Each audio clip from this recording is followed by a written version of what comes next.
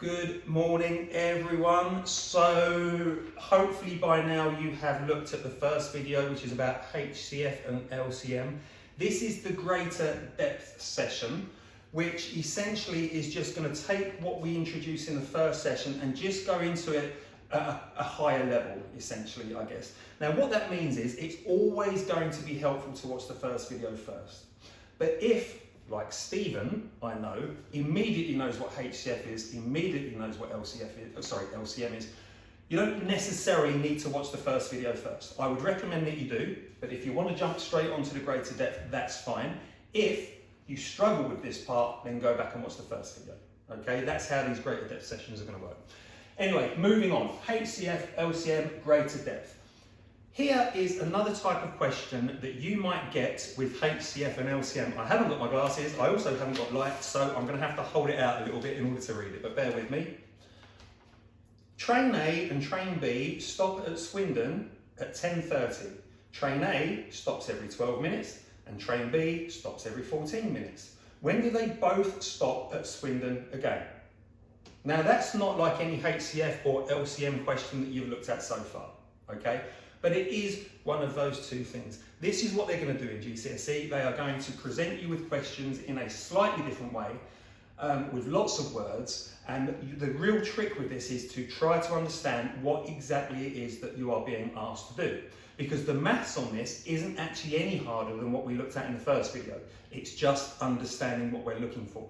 Now with HCF and LCM, fortunately, but not easily, there are fairly consistent kind of themes that we can see in those questions, and it's going to really help us to understand a few of the key words.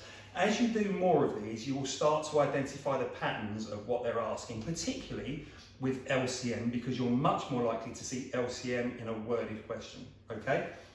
Here are some key words that might help us identify which process it is that we're looking to do, okay? Let me read the question again. Train A and Train B stop at Swindon at 10:30. Train A stops every 12 minutes, Train B stops every 14 minutes. When do they both stop at Swindon again?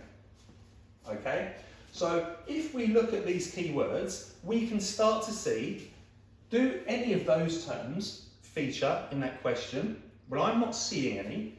Do any of these? When will both meet again? The question actually says, when will they both stop at Swindon again? Okay, so we can see that is a typical LCM worded question. Let me read you another one, slightly longer this one. An artist uses different types of paper to create her masterpieces. She has shiny metallic paper and pink glittery paper. The shiny paper comes in lengths of 24 inches and the glitter paper in lengths of 36 inches.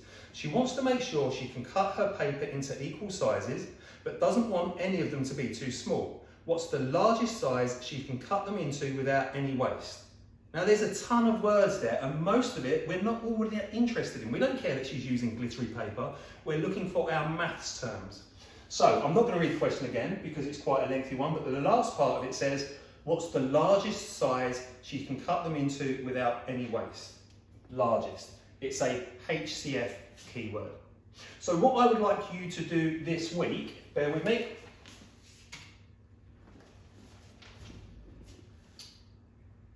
In the work, you will see I provided you with a bunch of questions. You can actually do the maths on them if you so wish, but actually the learning for you this week, what I think is much more important, is to read those questions, check back with the keywords and identify whether these are HCF or LCM, okay? The more you practice with this, the more you'll start to recognise patterns again, particularly with LCM. These questions always tend to take the same sort of format, okay?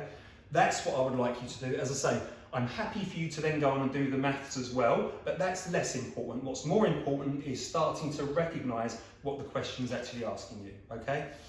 Any questions, come and find me in a tutor time, not next week, you're on half term, that would be weird. Do it the week after and I'll be happy to give you some time.